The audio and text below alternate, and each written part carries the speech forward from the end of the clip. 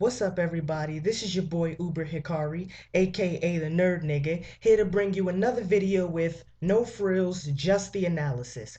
And today I'm going to be bringing you the Season 2, Episode 4 review of The Walking Dead entitled Cherokee Rose. But before I jump into this episode review, let me just say two things. First, sorry for the lateness. There was a mix-up. Well, not a mix-up, but I went home for the weekend, and the commute to get back and forth between my house and college takes about 2 hours. So I was able to download the episode yesterday morning, and I was able to watch it. But that 2 hours that it takes me to commute would have been the time I took to record the video, so I had to do it this morning rather than yesterday morning. So sorry for that.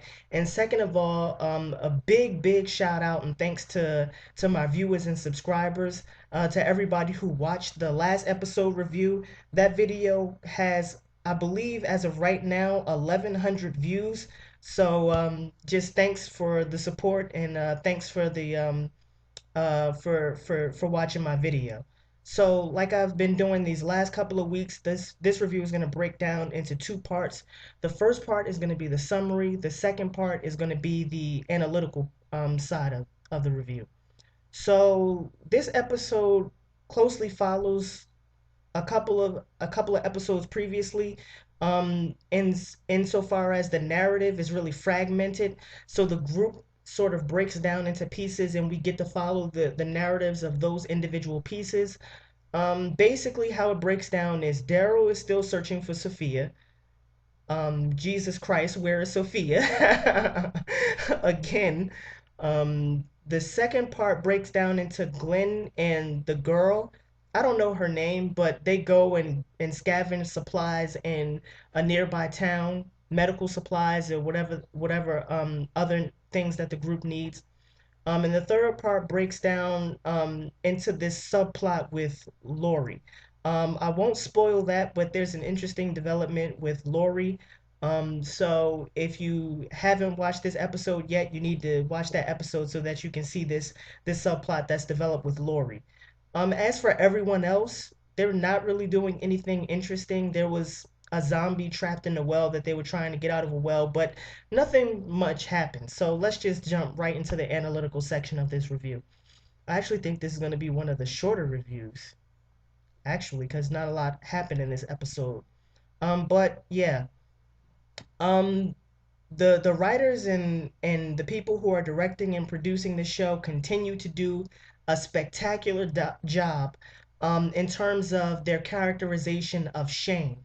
And I know a lot of people were, sending me comments, on the last video about how Shane is a bastard and, Shane is still an awful guy. But, again, I'm going to have to defend Shane here. I'm going to have to defend him. And here's why.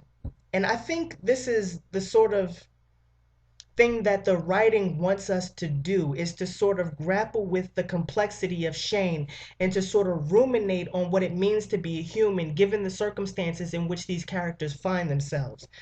So the episode opens up with a eulogy for Otis and a sort of, kind of funeral for Otis and celebrating his death. And the doctor is giving a eulogy, and then when he's finished eulogizing Otis, he invites Shane to give his words, to give some words of respect for Otis. At first, Shane is reluctant. He doesn't want to speak about Otis's death, obviously. But Otis's wife, I don't know her name either. She tells Shane that she needs him to speak because she needs to know that Otis's death was meaningful. What's interesting again is that the not necessarily what's happening in the scene, but the narrative technique that's used to convey um, certain ideas or concepts or emotions to the viewer. And just like last time where they did a lot of interesting things with narrative technique, here, while Shane is giving the eulogy for Otis, this scene is sort of interspersed with flashbacks of Otis's death. And I think the way I read this is that we're supposed to identify with Shane and to empathize with him and to sympathize for what's happened to Shane. Yes, we're supposed to acknowledge that Otis's death was horrible and gruesome, but we're also supposed to be able to identify with Shane. And so I think that what how I read this episode, at least this opening scene of the episode, is that Shane is feeling some remorse. I mean, it seems as if Shane is really broken up about this. He's not a bastard. He's not cutthroat. I mean, I think that if he was cutthroat, then there would be no need for these flashbacks. And there would be no need. I mean, you could just see it in Shane's body language with him being uncomfortable, with the look on his face. I mean, it looks like he's really haunted by his decision to leave Otis behind to be eaten by the zombies. And I think that this establishes Shane as a more sympathetic character, and it forces the viewer to recognize Shane's humanity. Like I said before, I think Shane feels remorse, and I think we're supposed to identify with Shane's feeling of remorse, and in doing so, humanize him and to recognize the full complexity of his humanity. And this is true of all human beings, not just Shane, but it's especially true of Shane given the extenuating circumstances of this zombie apocalypse. A human being's life or a human being is worth more than any set of actions. It's not just about what a human being does, it's about how they reflect on their actions and about how they ruminate about their actions that matters. And we have to juxtapose, we have to constantly keep in mind the fact that Shane is in a set of extreme circumstances, and he has to find a way to make moral decisions within these extreme set of circumstances. And we're supposed to be able to sympathize with the difficult moral decisions that he has to make. And in doing so, we get to recognize the full complexity of his humanity. So I think that's what's going on with that opening scene with Shane. But more than that, later on in the episode, there's a conversation between Andrea and Shane where Shane is trying to teach Andrea how to use a gun and about how to about the coming to grips with the idea of having to kill someone. And he's explaining to her in the split second that it takes to decide between, shooting someone or not shooting someone, your adrenaline is pumping, and what you have to do is you have to he the way he describes it is turn off the switch. Basically what happens is that in order to kill these zombies, you have to turn off the switch that makes you human. So you have to turn off your emotions and only react based on your survival instincts, and to act in a cold calculating manner. And I think what's happening here is that there's a juxtaposition now between not only the zombies that are out there, the literal zombies that are attacking the group, but the way in which the members of the group have to turn themselves into zombies. That is to sort of make themselves devoid of emotion, to sort of suppress all of the anxiety and the fear that they feel, and to rely only on their survival instincts and to rely on their cold calculating rationality in order to get through this situation. And so what happens is that during these extreme circumstances, they have to turn themselves into zombies. And so in that way, we're supposed to also be able to identify with Shane because the situation that he finds himself in is continually testing his humanity and continually forcing the viewer to reflect on what it means to be a human given the circumstances of this zombie apocalypse. If it's true that in order to get through this situation that people have to suppress their emotions, to bury their emotions, and in a way mirror the zombies that are attacking them by turning themselves into metaphorical zombies, then as a viewer I can't help but sympathize with the people in that are in this situation, and by extension sympathize with Shane. Also in that opening scene, um Shane could have told the truth about Otis's death, but he elects not to. And again, I'm going to defend Shane in this situation. I'm doing this not just to play devil's advocate with the people who watch my reviews, but also because I actually believe that Shane is doing the right thing here. And because I really genuinely feel sympathy for Shane's situation. Um, like I said, he could have told the truth about Otis's death, but he didn't. And I don't think he should have told the truth. First of all, he shouldn't have told the truth because of group cohesion. I mean, could you imagine what would have happened if he revealed the bombshell of how Otis actually died? I think that would have been pretty bad for group cohesion, and it would have lent itself to more anxiety, to more fear, insofar as people now would be forced to think about, well, if Shane can sacrifice Otis, what will happen if I find myself in a similar situation? Will I then be sacrificed? So I think that Shane did the right thing by not telling the truth. And also because of what Otis's wife said about how she has to believe that his death was meaningful. Part of what provides these people with psychological comfort, at least in some situations, and in this situation in particular, is the idea that their deaths are meaningful. That especially Otis's death was meaningful, and so that provides them with some sort of psychological comfort. Yes, Otis was killed. Yes, Otis died a gruesome death, but at least his life was meaningful, and at least his life is a testament to um, the possibility or the strength of the human spirit to sacrifice oneself for the betterment or for the protection of someone else. And so I think that Shane's decision not to tell the group the truth about Otis's death was in fact a good decision. During this episode, we also get the reintroduction of the motif of God. And I don't know about my viewers, but at this point, I feel like God is completely useless. At least in this universe or in this world. Um, I mean, he's good for psychological comfort, maybe. If you look at shoot, I forget the woman's name, but Sophia's mother. She's sort of using God for psychological comfort, and you also see the doctor using God for psychological comfort. But besides that, which I think is partially delusional, that's just me being jaded and a cynical person. God is for the most part very useless, not good for anything. Um, and this is very interesting the way this motif reoccurs in this episode, because there's a conversation between Rick and the doctor where the doctor asks Rick, "Are you a man of faith?" And Rick isn't really able to respond. He's sort of, he doesn't shrug off the question, but it's clear that he's having serious doubts about the existence of God and about the usefulness of God. And the doctor is sort of pressing him, and he says, "Well, even in the midst of all this chaos, you were able to find your family. Don't you believe that God had a hand in all of that?"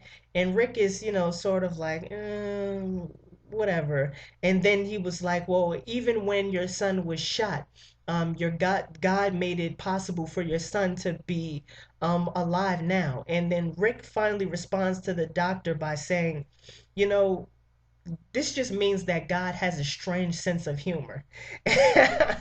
And I don't know about you guys, but I thought that that was just an awesome way to respond to the doctor who has, faith in God, even in the midst of all of these circumstances, which would seem to belie the existence of God. I thought that was a perfect response. Yeah, God, that just means that God has a very strange sense of humor.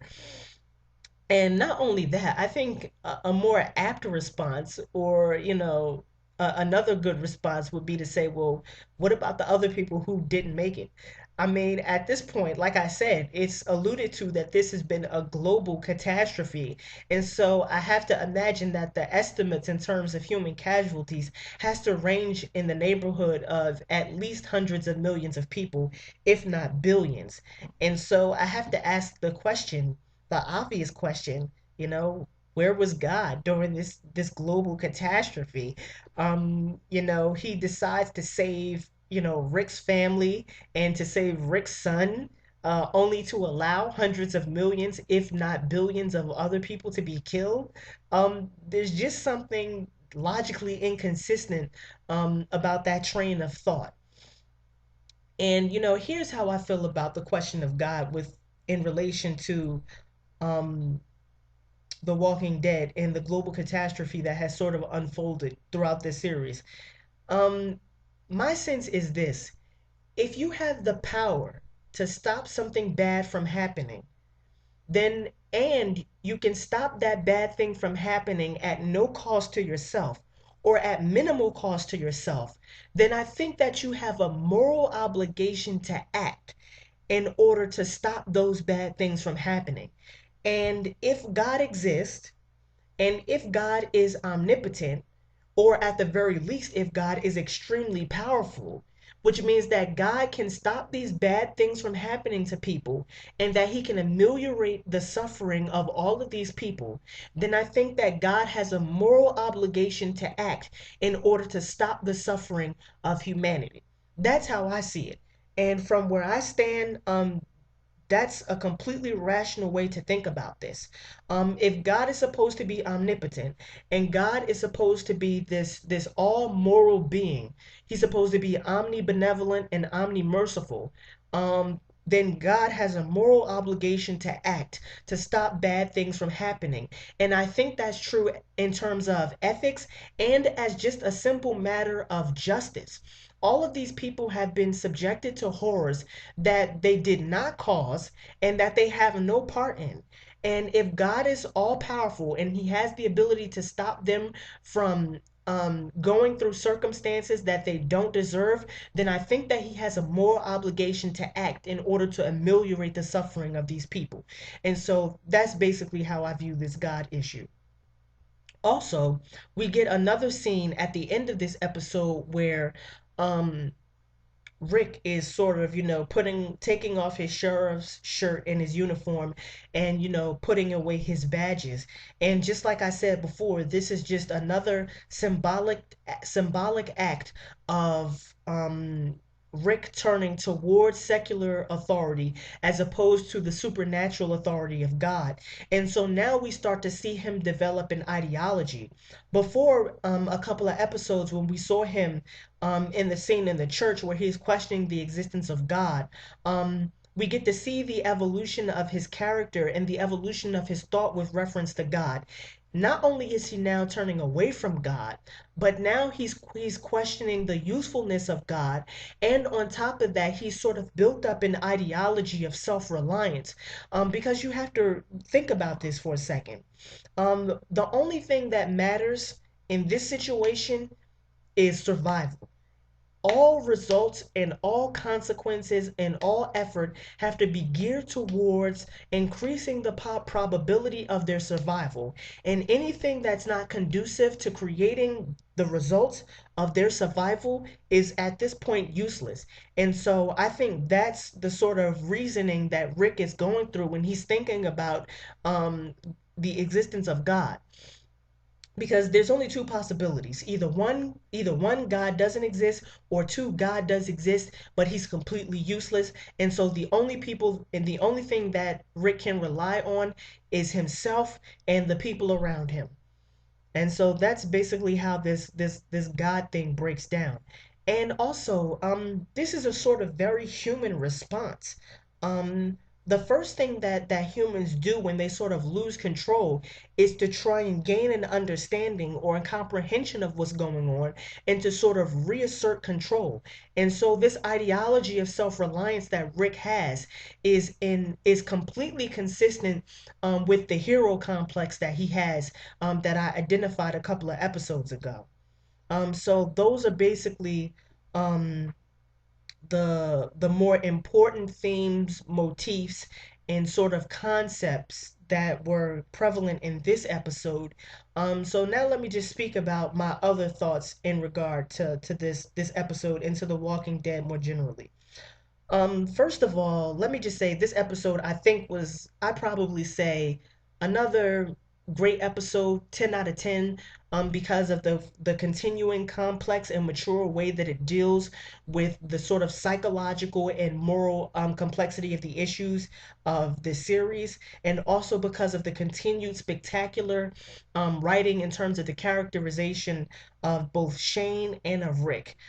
So another 10 out of 10 episode, another great episode. Um, in terms of the Sophia subplot, I'm sort of ambivalent about this. On one hand, I think that if Sophia is still alive, then that's going to cause me to question or to sort of strain my suspension of disbelief. Because, like I said before, I think now it's been about 3 days since Sophia has gone missing. And given the situation of, you know, no food, no water. Although in this episode it is alluded to that perhaps Sophia may have taken refuge in an abandoned house and found some food. But we know that this part of the woods or whatever is still inhabited by zombies. So it's gonna make me strain my suspension of disbelief is so if Sophia is still alive. But on the other hand, I really do hope that she's alive because I just can't imagine the type of psychological trauma that this group would have to go through if it was revealed that Sophia is in fact dead. Because, like I said before, I don't think there's been any scenes that have shown the death of a child or children. So, um, I really have my fingers crossed, and I'm hoping that this girl is really still alive because it would just be a real travesty if it was revealed that she was dead. Also, in terms of this doctor, in this episode, this guy is really a pain in the ass. And this really, I think this was purposeful on the part of the writers to sort of show the hypocrisy of some people who proclaim to be religious.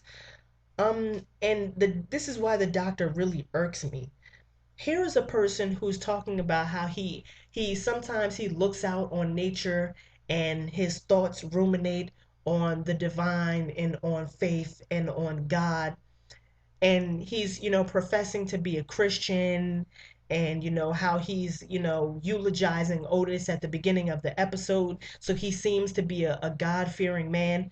But on the other hand, he tells Rick and the group that as soon as they find Sophia, they have to leave his property.